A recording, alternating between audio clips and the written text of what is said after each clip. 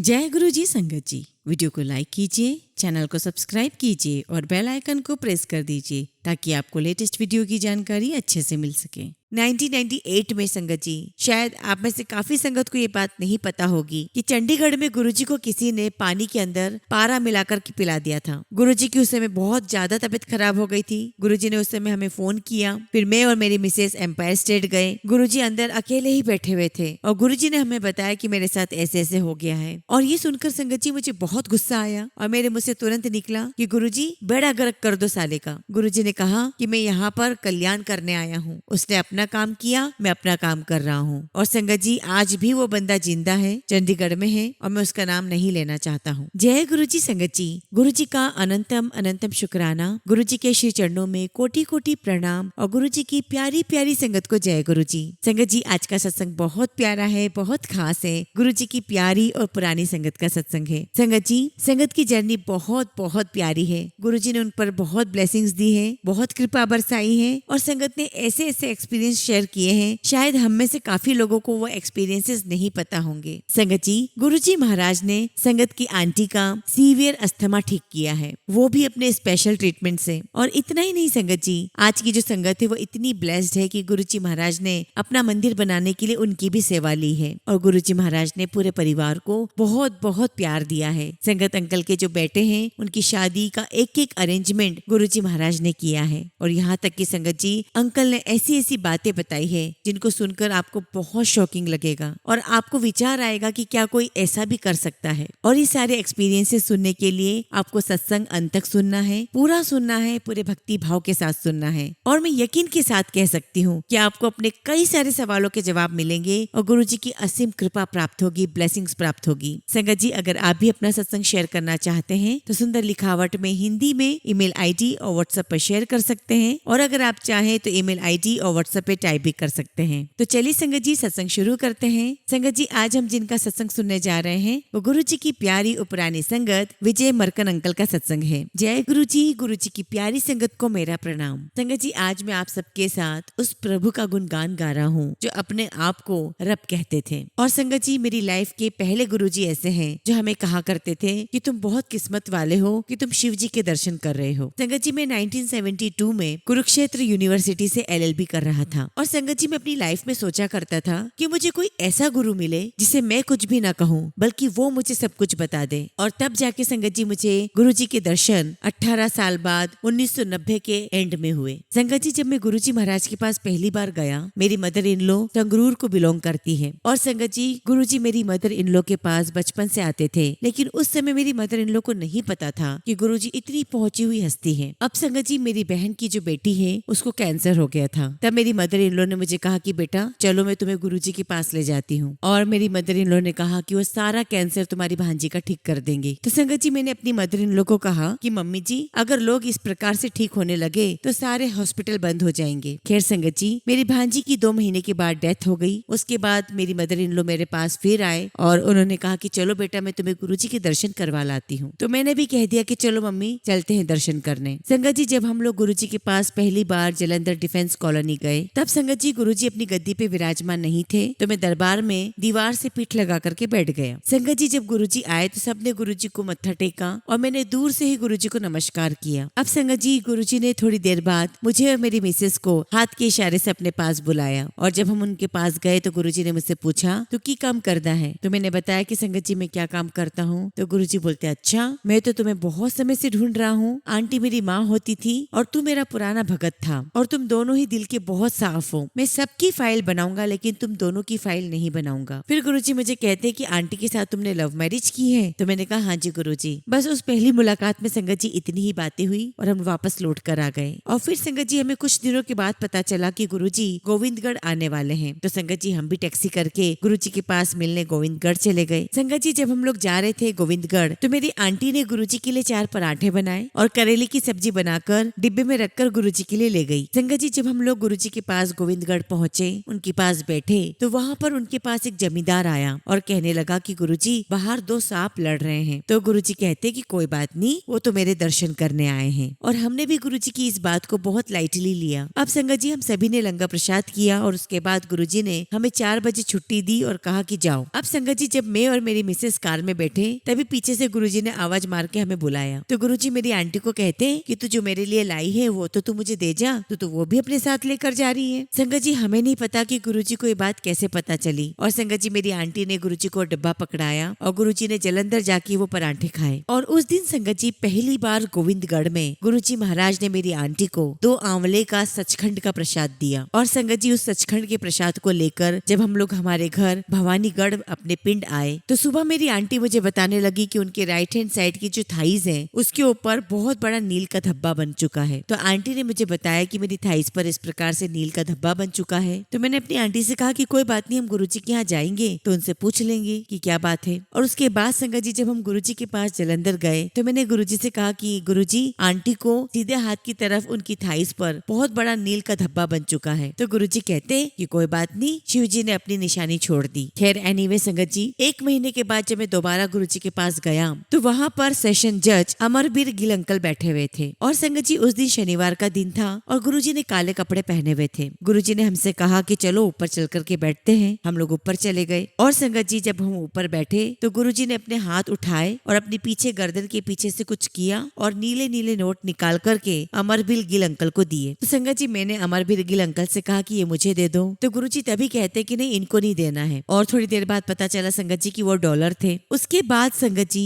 गुरुजी महाराज ने मुझे पीले रंग का लड्डू दिया, सचखंड का लड्डू दिया। हमने वो लड्डू प्रसाद वहीं खा लिया। और फिर संगत जी 1.5 महीने के बाद दोपहर में 2:30 बजे मैंने अपनी आंटी को कहा कि चलो गुरुजी के पास चलते हैं। संगत जी हमने टैक्सी की और गुरुजी के पास जलंधर पहुंच गए। गुरुजी ऊपर बैठे हुए थे और उनके पास 2 IAS ऑफिसर बैठे हुए थे। तो गुरुजी मुझे देख करके बोलते क्या बात है, तेरा दिल नहीं लगता मेरे बिना? मैंने कहा ना जी गुरुजी। तो फिर गुरुजी कहते कि चल ऊपर ही आ जा। और संगत जी जब हम ऊपर गए तो गुरुजी ने दोनों सरदारों को छुट्टी दे दी और कहा कि जाओ। और फिर गुरुजी मुझे कहते हैं कि आंटी तो बहुत मोटी होती जा रही है, अगले महीने तो फट के मर जाएगी। संगत जी मैंने हंसते हुए कहा कि गुरुजी ये तो अपने कर्मों का हिसाब है। मैंने कहा कि गुरुजी इसको क्रोनिक अस्थमा की बीमारी है और ये देसी इलाज भी ले रही है और इसको बहुत सारी दवाइयाँ खानी पड़ती है, इसलिए इसको मोटापा आ गया है। तो गुरुजी मुझे कहते कि क्या तुझे मेरे बारे में कुछ भी पता नहीं है? तो मैंने कहा नहीं जी गुरुजी मुझे कुछ नहीं पता। तो गुरुजी मुझे कहते कि जा 20 रुपए के पान के पत्ते लेकर आ। संगत जी मैं बाजार गया और 20 रुपए के जैसा गुरुजी ने कहा था डंडी वाले पान के पत्ते ले आया। फिर संगत जी गुरुजी महाराज ने वो पान के पत्ते मेरी आंटी की नाभि पर 15-20 मिनट के लिए रखे। अब संगत जी 15-20 मिनट के बाद वो पान के पत्ते गुरुजी ने हटाए और मेरी आंटी से कहा कि 10 बार सीढ़ियाँ उतरो और चढ़ो। और संगत जी मेरी आंटी ने ऐसा ही किया। तो आश्चर्य की बात तो ये थी संगत जी कि 10 बार सीढ़ियाँ उतरने चढ़ने के बावजूद भी मेरी आंटी का सांस नहीं फूला था, जबकि उसको बहुत क्रोनिक अस्थमा था। और फिर गुरुजी ने मुझे कहा कि जा इसका वजन करा के आजा, इसका वजन 15 किलो कम हो चुका है। तो मैंने गुरुजी से कहा कि गुरुजी मैं तो यहाँ पे किसी को जानता नहीं हूँ, अगर आपने कहा है तो 100% इसका वजन कम हो गया होगा। और उसके बाद संगत जी मेरी आंटी को कभी भी अस्थमा नहीं हुआ। गुरुजी ने बगैर हमारे कुछ कहे मेरी आंटी का अस्थमा ठीक कर दिया था। संगत जी जब मैं भटिंडे डिप्टी डीए बनकर गया तो मैंने वहाँ पर एक मन्नत ली सुखी माता की। मैंने कहा कि माँ मैं आपकी दर्शन करने आऊंगा अगर मेरा ट्रांसफर हो गया तो। और संगत जी फिर कुछ दिनों के बाद गुरुजी महाराज की कृपा से मेरा ट्रांसफर पटियाला में रेलवे पुलिस में हो गया। और संगत जी ज्वाइन करने के बाद मैंने 1 महीने की छुट्टी ली और अपनी आंटी को कहा कि चलो सुखी माता के दर्शन करके आते हैं। तो मेरी आंटी कहने लगी कि नहीं पहले हम गुरुजी के दर्शन करने जाएंगे, उसके बाद सुखी माता के दर्शन करेंगे। और संगत जी जब हम गुरुजी महाराज के पास गए वहाँ बैठे तो शाम के 5 बजे गुरुजी महाराज ने हमारी छुट्टी कर दी और कहा कि भवानीगढ़ वाले जाओ। और संगत जी अभी हम गुरुजी के दरबार में से उठे ही नहीं थे कि गुरुजी ने मुझसे पूछा कि तू अब कब आएगा। तो मैंने गुरुजी से कहा कि गुरुजी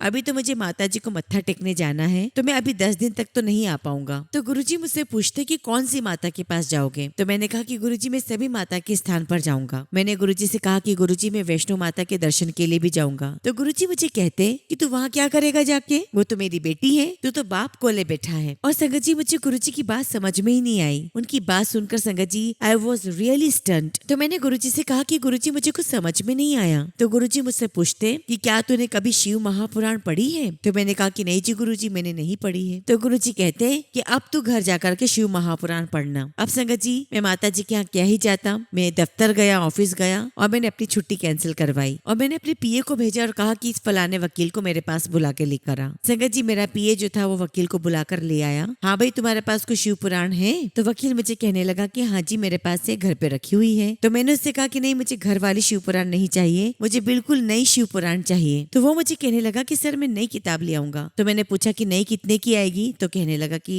सर नई शिव पुराण 100 रुपए की आएगी। और संगत जी जब मैंने शिव महापुराण पढ़ा तब मुझे पता चला कि जितनी भी देवियां हैं वो शिव जी की बेटियां हैं। संगत जी फिर एक दिन मैं गुरुजी के पास गया और मैंने कहा कि गुरुजी मैंने शिव पुराण पढ़ ली है। तो गुरुजी ने कहा कि चंगा किया। फिर गुरुजी मुझे कहते कि तू रोज एक शिव पुराण का पाठ किया कर, उसका एक पेज पढ़ा कर। और संगत जी आज मुझे 23 साल हो चुके हैं और जो गुरुजी महाराज ने कहा था मैं वो फॉलो कर रहा हूँ। मैं आज भी रोज शिव पुराण का एक पेज पढ़ता हूँ। और संगत जी जब आप लोग भी शिव पुराण का पाठ करेंगे, उसको पढ़ेंगे, तो आपको भी गुरुजी महाराज के बारे में सब कुछ पता चल जाएगा कि गुरुजी कौन है। एक बार की बात है संगत जी, हम गुरुजी के दरबार में थे और गुरुजी के कमरे के सामने में लेटा हुआ था। रात की 1:30 बज रहे थे। गुरुजी मेरे पास आए और गुरुजी ने मुझे अपनी उल्टी लात मारी और कहा उठो विजय मेरे कमरे में आ। तो मैंने कहा कि गुरुजी मुझे बहुत तेज नींद आ रही है, मैं बहुत दिनों से नहीं सोया हूँ। तो गुरुजी मुझे कहते कि ना तो 2 मिनट के लिए आजा, हम थोड़ी बातें करेंगे। संगत जी मैं गुरुजी के कमरे में चला गया और दीवार के सहारे नीचे बैठ गया और मेरे पास ही गुरुजी थोड़ा सा लेट गए, अपने हाथ का टेका दे करके गुरुजी लेट गए। तो संगत जी मुझे गुरुजी की छाती के लेफ्ट साइड पर 10 मिनट तक ओम के दर्शन हुए। और संगत जी आप बिलीव करिएगा बहुत सुंदर ओम के दर्शन थे वो। और संगत जी मैं मत्था नहीं टेक पाया क्योंकि मैं इतना पजल्ड हो गया था, मुझे समझ में ही नहीं आ रहा था कि क्या हो रहा है। और संगत जी वो ओम बहुत सुंदर था और बहुत तेज रोशनी उसमें से निकल रही थी। और 10 मिनट के बाद गुरुजी ने करवट ली तो वो ओम गायब हो गया और गुरुजी ने मुझे कहा कि चल जा अब तू सो जा। और संगत जी वहाँ गुरुजी के कमरे में मेरे साथ शर्मा अंकल भी थे। तो जब हम दोनों बाहर आए तो मैंने शर्मा अंकल से पूछा कि मुझे ऐसे ऐसे दर्शन हुए हैं। तो शर्मा अंकल ने कहा कि गुरुजी ने पहली बार ऐसे दर्शन दिए हैं। फिर संगत जी एक बार की बात है, शिवरात्रि के दिन हम दीपक मल्होत्रा अंकल के घर गए। वहाँ पर 20-25 लोग बैठे हुए थे, गुरुजी भी वहीं थे। और संगत जी रात के 12 बजे इट वॉज डिजलिंग और मैं गुरुजी के पास से उठा और दूसरे कमरे में चला गया। मैंने सोचा कि दर्शन जनता के लिए है, मैं तो गुरुजी के पास रात में भी रहूंगा, मुझे उनका आशीर्वाद वैसे भी मिल जाएगा। तभी गुरुजी ने दीपक मल्होत्रा अंकल से कहा कि जाओ मरकन अंकल को बुलाकर लेकर आओ। अंकल मेरे पास आकर के कहते हैं कि गुरुजी आपको याद कर रहे हैं। मैं उठा, गुरुजी के पास गया, उनके चरणों में जाकर के बैठ गया। और तब संगत जी गुरुजी ने अपने दोनों हाथ पीछे से वापस आगे लेकर आए और एक कटोरा जैसा बनाते हैं हाथ से वैसे कटोरा बनाया और मेरे हाथ पे कुछ रखा। तो मेरे हाथ पर चांदी का ग्लास और 2 बड़े बड़े मिश्री के टुकड़े सचखंड का प्रसाद गुरुजी ने मेरे हाथ पे रख दिया। और संगत जी आप यकीन नहीं करोगे वो सचखंड का प्रसाद मेरे हाथ में बहुत भारी लगने लगा। तो गुरुजी ने मुझे कहा कि चल ऐसा कर कि सचखंड का प्रसाद तू मेरे हाथ में पकड़ा दे। और जब मैंने गुरुजी को प्रसाद पकड़ा दिया तो गुरुजी ने अपने हाथों से सारी संगत में मिश्री का प्रसाद बांटा। और संगत जी जब गुरुजी प्रसाद बांट रहे थे तो मेरे मन में ये बात आ गई कि अरे गुरुजी तो सबको प्रसाद बांट रहे हैं तो प्रसाद तो खत्म हो जाएगा, मेरे लिए क्या बचेगा। तो गुरुजी ने मेरी तरफ देखा और कहा कि प्रसाद खत्म नहीं होगा, तेरे लिए रखा है। और संगत जी देखिए आज तक संगत जी वो प्रसाद मेरे पास रखा है और आज तक वो सचखंड का प्रसाद खत्म नहीं हुआ। फिर संगत जी 31/12/1992 को हम जलंधर से लुधियाना आ रहे थे गुरुजी के साथ नया साल मनाने के लिए। उस दिन बहुत ठंड हो रही थी और जब हमारी गाड़ी रुकी तो गुरुजी भी बाहर निकले, मैं भी बाहर निकला। तो गुरुजी मुझसे कहते हैं कि तू आज तो मेरे साथ पूरे दिन भर घूमता फिरता रहता है ना, दिल्ली जा करके देखना, संगत मेरी फोटो के दर्शन किया करेगी, इतना रश हो जाएगा कि 4-4 किलोमीटर तक लाइनें लगेगी। और संगत जी मैंने गुरुजी की इस बात को बहुत लाइटली लिया। हम फिर से गाड़ी में बैठ गए और जब हम पंजाब एग्रीकल्चर यूनिवर्सिटी पहुंचे वहाँ संगत बैठी हुई थी और बॉन फायर भी था और वहाँ पर बहुत सारी स्टॉल्स लगी हुई थी खाने की, विस्की की। और संगत जी थोड़ी देर के बाद गुरुजी ने खाना शुरू करवाया और गुरुजी मुझे कहते हैं कि जा तू विस्की पी के आ जा। तो मैंने कहा कि गुरुजी मुझे विस्की नहीं पीना, मुझे तो आपके पास रात में रुकना है। तो गुरुजी मुझे दोबारा बोलते कि नहीं यार तू ले एक विस्की कप एक। तो मैंने फिर मना किया कि नहीं गुरुजी मुझे नहीं पीना। और संगत जी जब गुरुजी महाराज ने मुझे तीसरी बार फिर से कहा पीने के लिए तो मैंने फिर गुरुजी के पैर पकड़ लिए और कहा कि गुरुजी मुझे नहीं पीनी। तो गुरुजी ने कहा कि चल फिर ठीक है रहने दे। और फिर संगत जी थोड़ी देर के बाद मैं, मेरी मिसेज और गुरुजी हम तीनों बैठे हुए थे। उस वक्त गुरुजी ने हरा कोट, व्हाइट शर्ट और व्हाइट पैंट पहनी हुई थी और उन दिनों में संगत जी गुरुजी के पास हरे कलर के पैटर्न शूज हुआ करते थे। तो गुरुजी उठे, थोड़ी दूर गए और मुझे पलटकर बोलते कि मैं सोना लगदा सी। तो मैंने कहा हाँ जी गुरुजी आप बहुत सोने लग रहे हो। और संगत जी गुरुजी महाराज मेरी मिसेस के पास ही खड़े थे। तो गुरुजी ने एकदम से अपना हाथ ऊपर उठाया और संगत जी आप बिलीव नहीं करोगे गुरुजी के हाथ से इतने सारे गुलाब के फूल निकले, इतने सारे कि देखकर देखकर मजा आ गया। और फिर थोड़ी देर बाद गुरुजी वॉशरूम चले गए और मैं भी गुरुजी के साथ साथ वॉशरूम चला गया। और संगत जी मैंने गुरुजी की पीठ पर हाथ रखा और गुरुजी ने वहाँ पर वॉमिटिंग की। और आप बिलीव नहीं करोगे संगत जी, गुरुजी की वॉमिटिंग से भी बहुत सारे फूल निकले। और जब हम वॉशरूम से बाहर आए तो गुरुजी मुझे कहते कि मैं ये सारे फूल शिकागो से लेकर आया हूँ। संगत जी मैं चुप हो गया, पता नहीं गुरुजी शिकागो से कब लेकर आए फूल, क्या बोल रहे हैं गुरुजी, मुझे कुछ समझ में ही नहीं आ रहा था। और अगले दिन संगत जी मेरी आंटी लुधियाना रुक गई तो मैं गुरुजी के पास जलंधर चला गया। और संगत जी सुबह सुबह गुरुजी मुझे कहते हैं कि चला हम लोग ऊपर आकर के बैठते हैं। हम लोग ऊपर चले गए। डिफेंस कॉलोनी गुरुजी के मंदिर में हम ऊपर बैठे हुए थे तो गुरुजी मुझे कहते कि विजय मैं तेरा रात दिन इम्तिहान लेता हूँ। तो मैंने पूछा कि गुरुजी कैसे? तो गुरुजी कहने लगे कि मैंने तुझे विस्की पीने के लिए कहा, तूने विस्की नहीं पी। तो मैंने कहा कि गुरुजी मैं आपके इम्तिहान में कैसे पास हो सकता हूँ? कभी आप ही पिला देते हो विस्की तो मैं आपके इम्तिहान में पास कैसे हो सकता हूँ? और मेरे जन्मदिन पर तो आपने विस्की पिलाई है मुझे। ऐसे ही संगत जी एक बार की बात है, KPS गिल हमारे पंजाब के DGP हुआ करते थे। वो संगत जी सुबह सुबह जलंधर डिफेंस कॉलोनी आए और संगत जी उन्होंने गुरुजी को साष्टांग प्रणाम किया। और जैसे ही संगत जी वो उठे उन्होंने गुरुजी से कहा कि गुरुजी यहाँ वैसे ही बहुत सारी संगत आने लग गई है तो मैं एक काम करता हूँ, मैं 25 कांस्टेबल यहाँ पुलिस की सिक्योरिटी पे रख देता हूँ, आपकी सिक्योरिटी रहेगी। तो गुरुजी ने उनकी पीठ पे एक जोर से मारा और कहा तू की करना है, तू तो आप डरता फिरता है, मेरी सिक्योरिटी करेगा। और फिर गुरुजी ने उन्हें सचखंड का प्रसाद दिया, मिश्री प्रसाद दिया और उनसे कहा कि अब तू चला जा। और फिर संगत जी वो वहाँ से चले गए। उनके जाने के बाद मैंने गुरुजी से कहा कि गुरुजी आप किस किस को प्रसाद दे देते हो? और संगत जी मैं आपको वही बात बोलूंगा जो गुरुजी ने मुझसे कही है, मैं अपनी मर्जी से एक शब्द भी नहीं लगाऊंगा। तो गुरुजी कहने लगे कि अगर तेरे बैंक में पैसे हों और तू चेक काट रहा है तो क्या बैंक मैनेजर उसके लिए रिस्पॉन्सिबल होगा? तो मैंने कहा कि नहीं जी गुरुजी। तो गुरुजी कहते कि अंकल इसी तरीके से मेरे पास बैलेंस पे है और ये जितनी भी करतूतें करता है मैं उसके भी मजे दिला दूंगा इसको। और संगत जी जब गुरुजी ने ये बात बोली तो मैं चुप हो गया। इसी प्रकार से संगत जी 1994 में मैं गुरुजी के पास नहीं गया क्योंकि मुझे टाइफाइड हो गया था। अब संगत जी 10-12 दिन हो गए थे मैं घर पर था। गुरुजी का मुझे फोन आया, मैंने उनको प्रणाम किया तो गुरुजी मुझे बोलते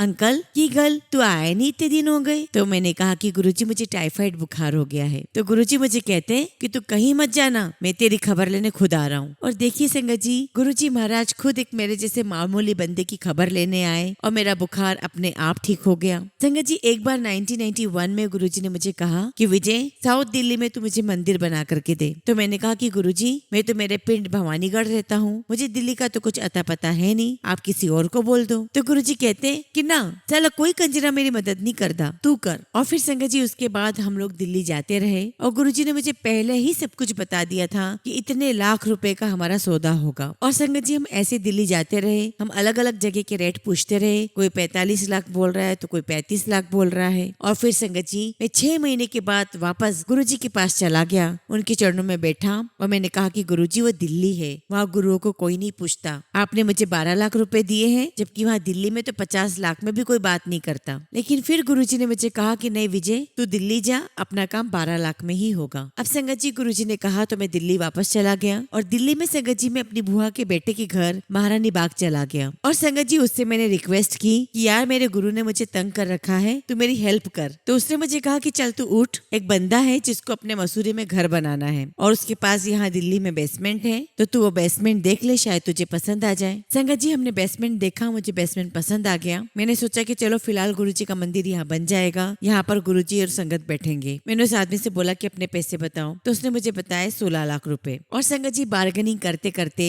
वो 13 लाख पर आ गया। तो मैंने अपनी आंटी को कहा कि एक काम करते हैं 1 लाख अपन मिला देते हैं, लेकिन इस बारे में गुरुजी को नहीं बताएंगे। आंटी ने कहा ठीक है। और संगत जी जिसका बेसमेंट था मैंने उसको एडवांस मनी के रूप में 15,000 दिए, उसे रिसिप्ट ली और मैं गुरुजी के पास आ गया। और फिर मैंने जाकर गुरुजी को बताया तो गुरुजी मुझसे पूछते कि रजिस्ट्री कब करवानी है। तो मैंने गुरुजी से कहा कि गुरुजी रजिस्ट्री अपन 15-20 दिन बाद करवा लेते हैं। और फिर गुरुजी ने मुझे कहा कि एक काम करो, एक अटैची लेकर आओ। तो मैं मिलिट्री गया और मैंने वहां से 24 इंच का अटैची लिया। जब मैंने गुरुजी को अटैची दी तो गुरुजी ने उस अटैची में पैसे रखे और फिर हम ट्रेन में बैठकर दिल्ली आ गए। और संगत जी हम लोग ट्रेन में बैठे हुए थे और थोड़ी दूर ट्रेन चली ही थी कि मैंने सोचा कि चलो गुरुजी से बातें करते हैं। तो मैंने गुरुजी से कहा कि गुरुजी गुरु नानक देव जी ने हाथ से पत्थर रोक दिया था। और संगत जी बस मेरा ऐसा बोलना हुआ और गुरुजी का पूरा चेहरा लाल हो गया और गुरुजी मुझे कहने लगे कि रुक जा, मैं अभी नीचे सूरज उतार रहा हूँ। और संगत जी मैं तो हाथ जोड़ करके चुपचाप वहां बैठ गया। जब तक दिल्ली आया तब तक मैं कुछ भी नहीं बोला। संगत जी हम लोग दिल्ली पहुंचे महारानी बाग।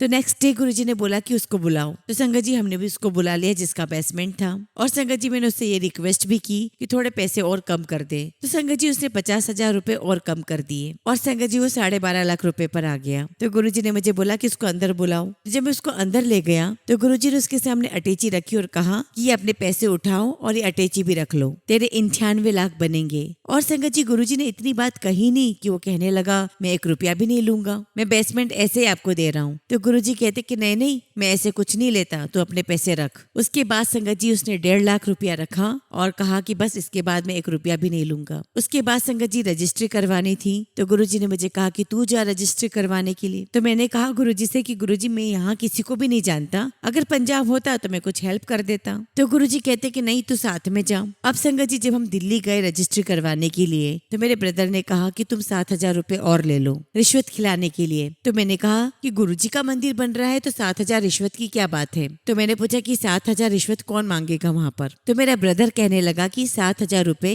हमें तहसीलदार को देने पड़ेंगे। अब संगत जी मैं सीधे रजिस्ट्रार के पास चला गया, उसको मैंने अपना आई कार्ड दिखाया। मेरा आई कार्ड देखकर उसने कहा कि बोलिए सर मैं क्या कर सकता हूँ। तो मैंने कहा कि ये गुरुजी की रजिस्ट्री है, मेरे गुरुजी का वहाँ पर मंदिर बन रहा है। मैंने कहा कि बाहर 7,000 रुपए मांग रहे हैं। तो रजिस्ट्रार ने पूछा कि फाइल कौन सी है। मैंने उनके सामने रख दी और संगत जी फिर उन्होंने अपने इनिशियल किए, उस पर साइन किए और बोला कि काम हो गया। और फिर हम गुरुजी के पास पहुंचे, हमने गुरुजी को बताया कि काम हो गया। तो गुरुजी मुझे बोलते कि तू RK पुरम चल। संगत जी वहाँ मेरी बुआ का बेटा रहता है। संगत जी जब हम लोग जा रहे थे रास्ते में तो कार की लेफ्ट साइड पे गुरुजी बैठे हुए थे और मेरी आंटी कार के पीछे बैठी हुई थी और मैं राइट साइड पर बैठा हुआ था, मैं ड्राइवर साइड पर था। तभी संगत जी एक न्यूली मैरिड कपल जा रहे थे स्कूटर पे और तभी संगत जी गुरुजी ने कार से अपना चेहरा बाहर निकाला और उनको कहने लगे कि तेरा चक्का घूम रहा है। और जैसे ही गुरुजी ने ऐसा कहा संगत जी वो कपल वहीं रुक गए और हमारी गाड़ी आगे निकल गई। तो मेरी आंटी कहती गुरुजी से कि गुरुजी हमारी गाड़ी तो आगे निकल गई, बेचारे वो लोग पीछे रुक गए। तो गुरुजी ने कहा कि कोई गल नहीं आंटी,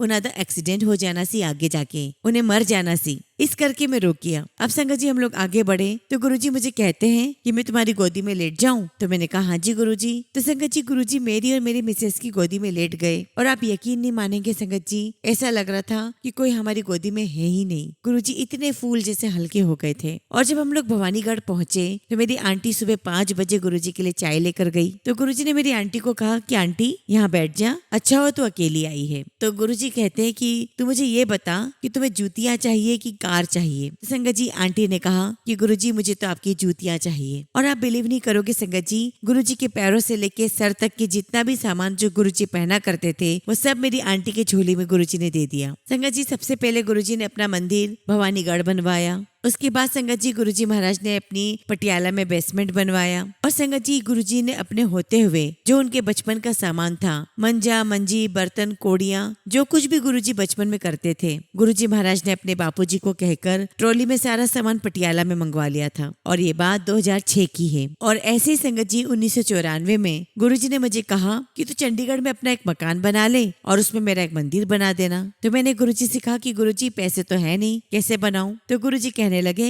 बस तू बनाना शुरू कर दे, तू चिंता मत कर। और संगत जी मैंने मकान शुरू किया और मेरा मकान बनता ही चला गया। और उस मकान में संगत जी मैंने बहुत सुंदर गुरुजी का मंदिर बनाया। और संगत जी गुरुजी महाराज ने मेरे मकान का उद्घाटन भी किया है। और शायद आप में से काफी सारी संगत ने वो वीडियो भी देखा है। तो उस वक्त संगत जी मैं शाम को गुरुजी के मंदिर चला गया पानी देने के लिए जहाँ गुरुजी का मंदिर बना रहे थे। और संगत जी जब मैं पानी दे रहा था तो नीचे एक आंटी खड़ी थी, न्यूली मैरिड थी। तो मैंने आंटी को कहा कि आंटी पीछे हट जाओ, पानी के छींटे आ जाएंगे। और संगत जी आप बिलीव करिए मुझ पर, वो आंटी मेरी बात सुनकर बहुत नाराज हुई और कहने लगी कि तुमको मैं आंटी नजर आती हूँ। और संगत जी मैंने पाइप छोड़ा और मैं नीचे चला गया और मैंने किसी को कोई बात नहीं कही। और 1-2 दिन के बाद जब मैं गुरुजी महाराज के पास गया तो मैंने गुरुजी से कहा कि गुरुजी मेरे साथ तो कुछ अजीबोगरीब हो रहा है। तो गुरुजी ने मुझे देखा और कहा मैंने कहा था तुम्हें हर किसी को अंकल आंटी कहने के लिए। और फिर संगत जी गुरुजी महाराज ने मुझसे वो मकान 6 महीने बाद छुड़वा दिया और मुझसे कहा कि अगर तू यहाँ रहता रहा तो तेरा बहुत बड़ा नुकसान हो जाएगा। संगत जी मैं वो मकान छोड़ के पटियाला आ गया, सरकारी कोठी में रहने लगा और गुरुजी भी मेरे पास वहाँ पर बहुत रहे।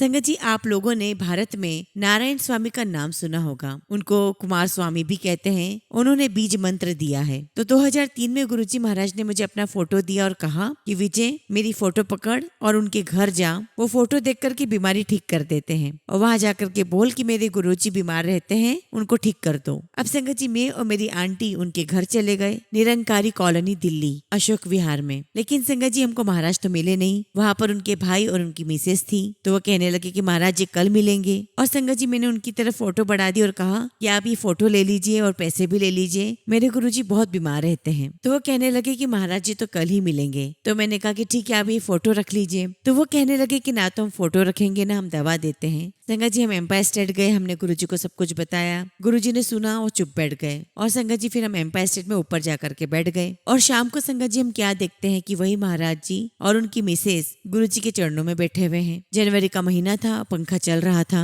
गुरुजी महाराज को ठंड में भी पंखा चलाने की आदत थी। तो पहले तो वो महाराज जी ने अपनी शॉल उतारी, फिर जैकेट उतारी, वो पसीना पसीना हो गए थे। और संगत जी मैं भी वहां जाकर के बैठ गया। तो गुरुजी ने उन महाराज जी से कहा कि आंटी के साथ लव मैरिज की है। तो कहने लगे हाँ जी हाँ जी। और फिर संगत जी गुरुजी ने उनकी पीठ पे मारा और कहा कि बताओ क्या सेवा करोगे। और ये सब देख करके मैं बड़ा हैरान और सोच में पड़ गया कि गुरुजी ने तो कभी मुझसे सेवा का नहीं पूछा। और कुछ देर के बाद गुरुजी ने मुझे कहा कि जाओ इनको बाहर छोड़ कर आओ। तो संगत जी हम उनको छोड़ने के लिए मैं, मेरी मिसेस और सुधा आंटी हम बाहर गए। और संगत जी वो महाराज जी और उनकी मिसेस बाहर थोड़ी देर खड़े होकर 10 मिनट तक हमसे बातें करते रहे। महाराज जी ने हमको कहा कि बेटा घर आते रहना। और उन्होंने संगत जी मुझे अपना कार्ड भी दिया। खैर हमको जाना वाना तो था नहीं। फिर संगत जी 2004 में गुरुजी ने मुझे रेनगढ़ भेज दिया। वहाँ पर एक दर्शना होती थी गुरुजी की भक्तनी, वो एयर होस्टेस थी और वो नीदरलैंड जाती रहती थी। और संगत जी वो भी रेनगढ़ की थी और बाबाओं को मानती थी। संगत जी रेनगढ़ में एक बहुत पहुंचे हुए बाबा रहते थे। तो गुरुजी ने मुझे कहा कि तू उन बाबा के पास जा और कहना मेरे गुरुजी बहुत बीमार रहते हैं, उनको ठीक कर दो। अब संगत जी मैं और मेरी आंटी हम कार में वहाँ चले गए। संगत जी सुबह का टाइम था, सुबह के 10:30 बज रहे थे, सर्दियों का मौसम था। हम वहाँ अंदर गए, बैठे। फिर थोड़ी देर बाद संगत जी हम लोग बाहर आ गए। जब हम लोग बाहर आए तो हमने देखा कि एक NRI वहाँ आया हुआ था। उसने महाराज जी को पैसे चढ़ाए और कहने लगे कि महाराज जी नीचे पुलिस खड़ी है। तो मैंने कहा कि महाराज जी पुलिस तो मेरे साथ है, मेरे गनमैन है। तो महाराज जी ने मुझसे पूछा कि आप क्या काम करते हो। संगत जी मैंने बताया। उसके बाद महाराज जी उठे और जहाँ पर वो पूजा करते हैं वहां से एक रुद्राक्ष लेकर आए और मुझे कहते हैं कि ले बेटा ये रुद्राक्ष और घर जाके इसको पहन लेना। 20 आदमी भी होंगे तो तुझ पर अटैक नहीं कर पाएंगे। और फिर संगत जी मैंने उनसे रुद्राक्ष ले लिया। फिर मैंने उनसे कहा कि महाराज जी मैं आपके पास एक काम के लिए आया था। तो महाराज जी कहने लगे कि बताइए। मैंने कहा कि महाराज जी मेरे गुरु बहुत बीमार रहते हैं, दर्शना बहन जी ने आपके बारे में बताया है, तो आप उन पर कृपा करो। तो वो महाराज जी कहते हैं कि अरे बाबा वो तो विश्व का मालिक है, आपको क्या पता उनको कौन ठीक करेगा। संगत जी मैं चुप बैठ गया। मैं मन में सोच रहा था कि गुरुजी ने मुझे आखिर भेजा ही क्यों यहाँ पर। संगत जी हम लोग ने कार उठाई और वापस गुरुजी के पास चले गए। और संगत जी हम लोग सुधा आंटी के घर पहुंच गए। संगत जी मैंने गुरुजी को मत्था टेका, मेरी मिसेस ने भी मत्था टेका और मेरी आंटी अंदर चली गई। इसके बाद गुरुजी ने मुझे एक झप्पी दी और मुझे एक पेड़ के नीचे ले गए और मुझसे पूछते कि कैसी जगह थी, कैसे व्यक्ति थे, क्या उम्र थी। तो मैंने गुरुजी से कहा कि गुरुजी आपको सब कुछ पता है, आप तो बस मुझे ये बताओ कि आपने मुझे वहाँ भेजा क्यों था। और संगत जी आप शायद बिलीव नहीं करोगे, गुरुजी ने मुझे झप्पी दी और मुझे सड़क के पार ले गए। और संगत जी सच में मुझे आज भी नहीं पता कि गुरुजी ने मुझे वहाँ क्यों भेजा था। फिर संगत जी 7 जुलाई 1992 गुरुजी का बर्थडे था। हम जलंधर बैठे थे गुरुजी के पास, मैं और सेशन जज थे वहाँ पर। संगत जी गुरुजी ने अपना हाथ उठाया और हवा में एक मुट्ठी बांधी और मेरे हाथ पे रख दी। और संगत जी जैसी मुट्ठी खोली मेरे हाथ में गुरुजी का सचखंड का प्रसाद था। और संगत जी मैंने उस सचखंड के प्रसाद को अपने हाथ में छुपा लिया। और पीछे मेरी सिस्टर और मेरी मिसेस बैठी हुई थी। और संगत जी पीछे से वो लोग मुझे मुक्कियां मारे जा रहे कि दिखाओ गुरुजी ने क्या दिया है, दिखाओ गुरुजी ने क्या दिया। और संगत जी मैंने देखा तो था नहीं कि गुरुजी ने मुझे क्या दिया। और मैंने ऐसे कैसे वो मुट्ठी मेरी मिसेस के हाथ में रख दी। और संगत जी जब थोड़ी देर के बाद जब सारी संगत की छुट्टी उट्टी कर दी तो गुरुजी ने मुझे बोला कि लाओ दिखाओ मैंने तुम्हें क्या दिया है। तो मैंने कहा कि गुरुजी मैंने पुड़िया तो आंटी को दे दी, आंटी तो लुधियाना चली गई लेकर। तो गुरुजी कहते कि कोई बात नहीं, सुबह आ जाना, कोई बात नहीं। संगत जी सुबह 11 बजे मेरी वाइफ जब वापस आई तो मैंने बोला कि मुझे वो डब्बी दिखाओ कि गुरुजी ने क्या दिया है। तो कहने लगी कि गुरुजी ने बहुत मोटी सोने की चेन दी है। तो मैंने कहा कि गुरुजी मांग रहे हैं देखने के लिए। और मैंने कहा कि ये तो बहुत महंगा है। और मैंने गुरुजी से कहा कि गुरुजी ये सोने की चेन है और ये तो बहुत महंगी है। तो गुरुजी ने कहा कि लाओ मेरे हाथ में दो। गुरुजी ने अपने हाथ में ली। गुरुजी ने उस चेन पर दृष्टि डाली और मुझे कहा कि ये लो प्रसाद। और संगत जी मुझे चेन पकड़ा दी। ऐसे संगत जी 1993 में मेरी मैरिज एनिवर्सरी थी और गुरुजी अपने पास ही हमारा जन्मदिन, हमारी मैरिज एनिवर्सरी मनाते थे। अब संगत जी जलंधर में गुरुजी महाराज अपनी गद्दी पर बैठ के 4 बजे उन्होंने मुझे मिश्री का प्रसाद दिया। और बस संगत जी 5 साढ़े 5 बजे गुरुजी ने हमें कहा मुझे और मेरी मिसेस को कि तैयार हो जाओ। बस गुरुजी ऐसे हमें ऑर्डर दे दिया करते थे। संगत जी हम तैयार हो गए। हमें कुछ भी नहीं पता था कि कहाँ जा रहे हैं। बस गुरुजी ने कहा कि चलो बाहर। संगत जी हम लोग 5 लोग थे, मैं, मेरी Mrs, husband, Anita Verma aunty और उनके हस्बैंड। और थोड़ी देर में संगत जी हमारी कार होटल के बाहर थी। मैंने गाड़ी में गुरुजी से पूछा कि गुरुजी हम होटल क्यों आए हैं? तो गुरुजी कहते हैं कि आज तेरी मैरिज एनिवर्सरी है, मैं तुझे पार्टी दे रहा हूँ। संगत जी मैं इतना रोया कि मेरे गुरुजी का मेरे प्रति कितना प्यार है, कैसा प्यार है ये। मेरे आंखों से आंसू नहीं रुक रहे थे और मैं सोच रहा था कि हम जैसे छोटे बंदों को गुरुजी पार्टी दे रहे हैं। और हमने खाना पीना किया और जैसे ही बिल आया गुरुजी महाराज ने अपनी जेब में से हाथ निकाला और मेरे हाथ पे रख दिया और मैंने देखा तो मेरे हाथ पे 500 रुपए थे और बिल 523 का आया था। ऐसे ही संगत जी 1993 में एक प्रमोद मित्र होते थे जो जलंधर के बहुत बड़े बिजनेसमैन थे। उनकी फैक्ट्री का काम रुक गया था। वो गुरुजी के पास आए और कहा कि गुरुजी मेरा सब काम रुक गया है, आप मुझ पर कृपा करें, मेरे घर पर भी अपने चरण कमल रखें। तो गुरुजी ने कहा कि मैं जरूर आऊंगा तेरे घर। संगत जी हम लोग उनके घर गए। गुरुजी के साथ 25-30 बंदे थे और मैं भी गुरुजी के साथ था। गुरुजी मुझे कहते कि विजय तू मेरे कॉल आके बैठ जा। और संगत जी मैं गुरुजी के पास उनके चरणों के पास बैठ गया और गुरुजी मुझे कहने लगे कि देख इनकी वाइफ बिल्कुल ब्लाइंड है। तो मैंने कहा ठीक है गुरुजी, बस इतना ही मुझे बोले गुरुजी। और वैसे भी गुरुजी फालतू किसी के बारे में कुछ भी नहीं बोलते थे। तो गुरुजी ने मुझसे पूछा कि तेरी जिंदगी बड़ी है या इनकी? तो मैंने कहा कि गुरुजी मेरी जिंदगी बड़ी है क्योंकि मैं आपके चरणों में बैठा हूँ। और उसके बाद गुरुजी ने हवा में हाथ उठाया और उनके हाथ में प्रसाद आ गया और संगत जी वो प्रसाद यानी कि पेड़ा प्रसाद प्रमोद मित्र को दे दिया। और गुरुजी उसके बाद मुझे बोलते हैं कि ले मेरा हाथ चाट ले। और संगत जी मैं एक बच्चे की तरह गुरुजी का हाथ चाटता रहा और कुछ देर के बाद गुरुजी ने टॉवेल से अपना हाथ पोंछा और उसके बाद संगत जी उनके उस महल जैसे घर में गुरुजी अंदर चले गए और संगत जी उन्होंने पूरा अपना घर दिखाया। संगत जी फिर हम लोग हॉल में आए। मैंने उनसे पूछा कि वॉशरूम कहाँ पर है? तो उन्होंने मुझे वॉशरूम बताया। जब मैं वॉशरूम में गया तो मैं देख के हैरान रह गया। संगत जी उनका तो वॉशरूम भी ड्राइंग रूम जितना बड़ा था। संगत जी घर बहुत सुंदर था,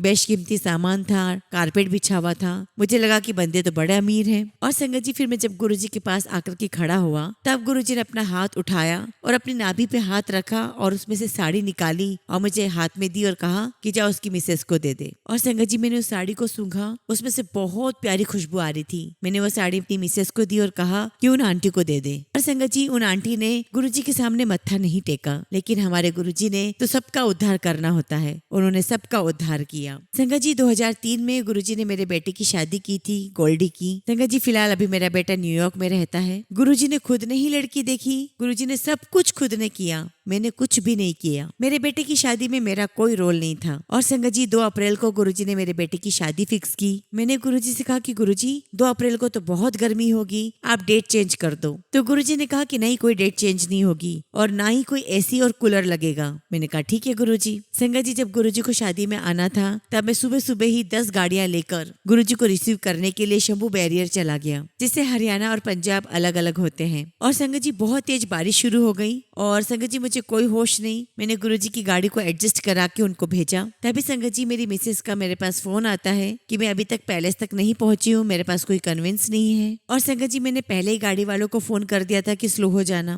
सुधा आंटी बैठी हुई थी, चंद्रशेखर प्राइम मिनिस्टर के जो बेटे थे वो भी थे, कर्मा पायलट, राजेश पायलट की मिसेस थी। तो वो कहने लगे कि गुरुजी गाड़ियां तो बहुत धीरे हो गई है। तो गुरुजी कहते हैं कि अरे वो आंटी नहीं पहुंची ना अभी तक पैलेस, इसलिए अंकल ने फोन कर दिया है। फिर संगत जी थोड़ी देर में मेरी मिसेस भी पैलेस पहुंच गई, हम भी पैलेस पहुंच गए और मैंने देखा कि 10 फुट ऊपर गुरुजी की गद्दी बनाई हुई थी। उसके बाद संगत जी डीजीपी पंजाब मल सिंह पुल्लर जी आए, वो भी गुरुजी के बहुत बड़े भगत हैं। वो मुझे शगन देने लगे और संगत जी वो मुझे आकर कहते हैं कि बाहर आकर एक बार मौसम तो देखो। एंड बिलीव मी संगत जी सब के सब हाथ बांध करके खड़े हैं, इतनी ठंड हो गई थी। और संगत जी रात के 11-12 बजे तक मौसम ऐसा ही रहा। और तीसरे दिन संगत जी मेरी वाइफ के पास एक अफसर की पत्नी आती है। वो मेरी वाइफ को कहने लगी कि परसों मेरी बेटी का ब्याह है और जो ये सिस्टम यहाँ पर लगाया गया है मुझे भी ये सिस्टम लगवाना है घर पे। और कहने लगी कि आपके जो बाबा जी आए हुए हैं उनको हमारे घर बुला दो। तो मेरी मिसेस हंसने लगी और कहने लगी कि वो बाबा जी नहीं है, वो हमारे गुरुजी हैं और वो ऐसे किसी के घर पर नहीं जाते हैं। खैर लोगों का अपना अपना ओपिनियन होता है। 1998 में संगत जी शायद आप में से काफी संगत को ये बात नहीं पता होगी कि चंडीगढ़ में गुरुजी को किसी ने पानी के अंदर पारा मिलाकर के पिला दिया था। गुरुजी की उस समय बहुत ज्यादा तबीयत खराब हो गई थी। गुरुजी गुरुजी ने उस समय हमें फोन किया। फिर मैं और मेरी मिसेस एम्पायर स्टेट गए। गुरुजी अंदर अकेले ही बैठे हुए थे और गुरुजी ने हमें बताया कि मेरे साथ ऐसे ऐसे हो गया है। और ये सुनकर संगत जी मुझे बहुत गुस्सा आया और मेरे मुंह से तुरंत निकला कि गुरुजी बेड़ा गर्क कर दो साले का। गुरुजी ने कहा कि मैं यहाँ पर कल्याण करने आया हूँ। उसने अपना काम किया, मैं अपना काम कर रहा हूँ। और संगत जी आज भी वो बंदा जिंदा है, चंडीगढ़ में है और मैं उसका नाम नहीं लेना चाहता हूँ। तो इस प्रकार से संगत जी गुरुजी के सत्संग तो वैसे बहुत सारे हैं, इतने सत्संग है संगत जी ये मैं कई महीनों तक सुना सकता हूँ। फिलहाल मैं अपने वाणी को यही विराम दे रहा हूँ और बहुत जल्दी गुरुजी महाराज की आज्ञा रही तो आप सबके साथ अपने और भी एक्सपीरियंसेस शेयर करूंगा। जय गुरुजी, शुक्राना गुरुजी।